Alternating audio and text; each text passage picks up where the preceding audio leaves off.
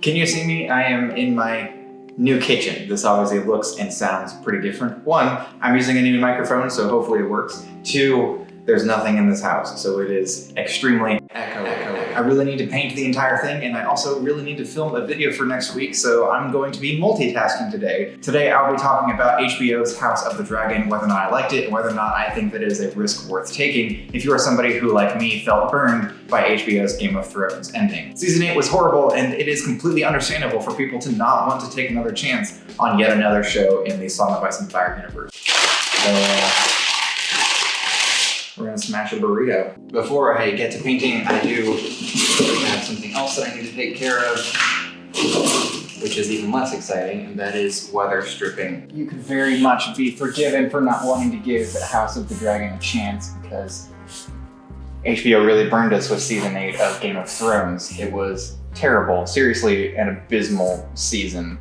I don't think that they'd had a season that was completely unwatchable up until that one. There have been, of course, bad episodes, and I think season 5 was pretty bad, and then just continued on a gradual decline, but it plummeted with season 8. So when people say they don't want to give House of the Dragon a chance because of how terrible Game of Thrones ended, I get it,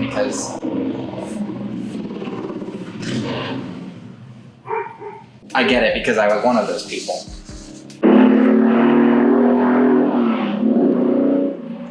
It's not even a cool motorcycle. Then more and more stuff started coming out about House of the Dragon, what it was going to be, who was going to be in it, and it started feeling less and less like a cash grab and more like a passion project that was going to revive the universe for people. And with that in mind, I started looking at things more positively. But I still wasn't totally sold on whether or not I was going to devote my time to this, let alone whether or not I was going to care about it. Because I cared about Game of Thrones, and then it let me down. And it turned out to be a giant waste of my time, which really sucked, and it was a waste of everybody's time. A lot of people really cared about that show and about those characters, and then they were terribly let down. I'd also recently been burned by that terrible Amazon Prime show, their version of The Wheel of Time, which I really did not like. I'm hoping season 2 is a little better, but I really did not like that first season of Wheel of Time. And I know that the excuses can be made for it, and I'm not dogging anybody who did like it, but it really disappointed me. I went into House of the Dragon hoping, please let there be one good fantasy show this year. And, well, let's talk about what I thought about it after I started watching. Okay, now I have to install a broom under this. And hopefully this will help keep the bugs out until I can get a new door, because this door is actually terribly warped. And I can hear so much from outside. That's way too wide. It says this is a standard broom. I guess it's not. Well, this sucks. I guess I'm gonna have to return this and figure out what size the door is. All of that is just to say that I was not excited about House of the Dragon. I actually kind of laughed at the idea of them trying to do a Game of Thrones spin-off show because of how terrible Game of Thrones ended. And that's where I'm coming from when I go to watch House of the Dragon. So if you are somebody who is thinking like I was, I think this video is for you. So let's get to the point of the video. What did I think of HBO's House of the Dragon Season 1? I also got sent the wrong size of paint cup liner, but I'm very impatient, so instead of waiting, I've just been cramming it in there, and so far it's been working. I mean, I've edged 2.5 rooms, so you just have to cram it in there. That's what she said.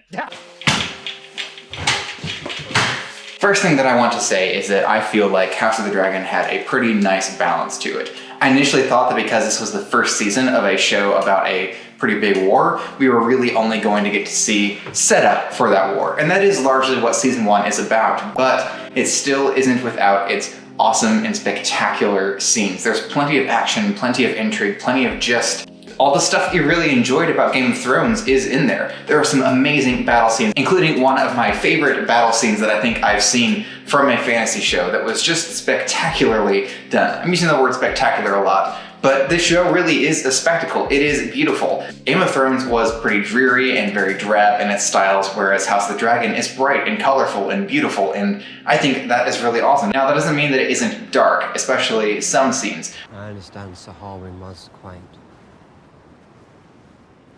devoted to you. Yes, he was. And I trusted him.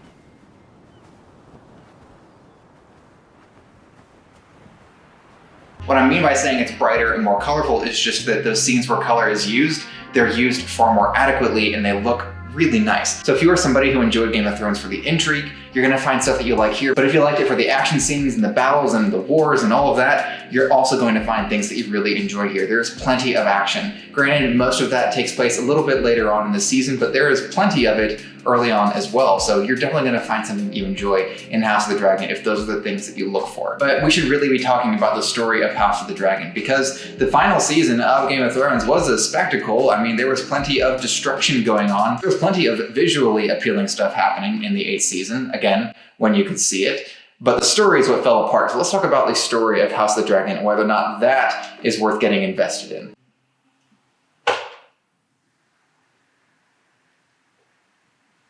If you're wondering why I'm not being very careful with these edgings, the trim.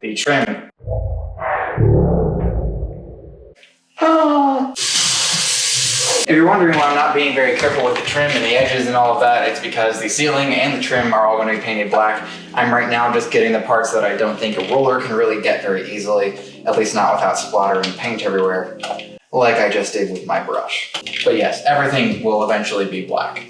I'm looking forward to that. Now, House of the Dragon is based on George R.R. Martin's history book, Fire and Blood, which is essentially a fictional history book about the fictional history, meaning that it is written by the victors, which means that not everything in that book is going to be able to be taken at face value, which I think is a really interesting way to write a history book for your fictional world in the first place. But it's also really fascinating source material to draw from for a television show, because it allows you to have way more artistic license than what you do with a show like Game of Thrones, which is based on the actual books. See, the history books paint certain people in certain lights, and when they describe events from particular perspectives. So you may not actually have an accurate interpretation of what actually happened during this war and in the events leading up to the war. You won't know everybody's personalities and what they were doing and why they were doing these things, which contributes to House of the Dragon in a really positive way, I've found. Not only does this mean they have a lot more liberty with the characters in House of the Dragon, but there are also plenty of surprises for people who have read Fire and Blood, because you don't actually know why certain things happened or what led up to these events, or even what the motivations of these characters truly were. All of this to say, House of the Dragon is a really interesting show to watch, simply because you get to see it from an angle of, this is what the history books say, and I can totally see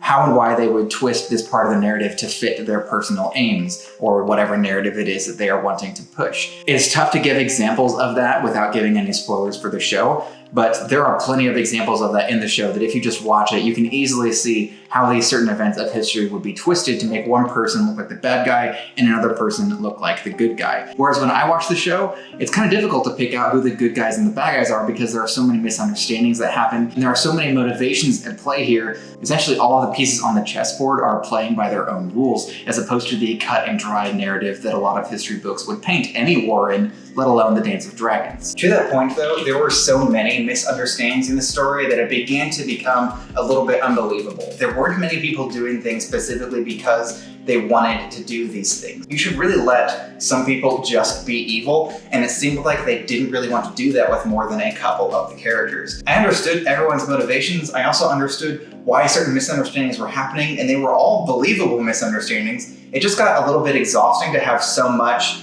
of this war happen by accident, as opposed to happening because a couple of people were a little too ambitious or things of that nature, right? So many misunderstandings happening and compiling on each other makes it start to feel like a rom-com as opposed to a story about a war beginning. By the time that you've gotten to the 5th or 6th misunderstanding that has led to an all-out war, it's just a little exhausting. So the story, pretty good. I mean, it's all set up for a war, so you have to kind of bear with the fact that a lot of it is set up, and we also have several time skips as we watch people age and grow older. We watch old grudges become really deep-seated grudges, and so there's plenty of fascinating stuff to explore there. So all in all, the story is pretty good. Yes, the constant misunderstandings got a little bit exhausting, but they were also always believable. I always understood why they happened. I just wanted to see a bit more deliberate action. So I'll give the story probably an 8 out of 10 or so, just because, yeah, it's largely set up, but it is pretty good setup. Before I tell you whether or not I would recommend HBO's House of the Dragon, let me just remind you to like, comment, and subscribe, because all of those really help me out. And as you can see, I'm in need of quite a bit of help. All right, now I'm gonna let you know whether or not I would recommend House of the Dragon to you. My answer is yes, you absolutely should give House of the Dragon a chance. House of the Dragon is definitely working really hard to essentially make us forget how terrible Game of Thrones was so that we give them another chance. And I think that they have earned that additional chance. Now, I am saying that with one little grain of salt. See, I still have a fear in the back of my mind that I'm going to get invested in the show just for it to end as horribly as Game of Thrones did. Because Game of Thrones had a couple of really strong seasons in the beginning too, then a couple of weak seasons, and then some more really strong seasons. And then we got the 8th season, which was horrendous. So there is that fear in the back of my mind. So just because I'm telling you that I think that House of the Dragon deserves a chance, doesn't mean I'm telling you that I'm absolutely certain the show is going to be fantastic from here on out. I enjoyed the first season. That's really all that I'm here to tell you. If you are somebody who has been reserved because you don't want to get invested in a show because you're afraid of what Game of Thrones did to you happening again, I understand that, and I don't necessarily blame you for avoiding House of the Dragon for that reason, or just because you can't forgive HBO for that, because I totally get it. I'm not going to forgive them for what happened with Game of Thrones, but at the same time, House of the Dragon has new writers, a new cast, and is a brand new story, and I honestly have hope for it. If nothing else, George R. R. Martin has already written the way that it ends, so how badly could they screw that up?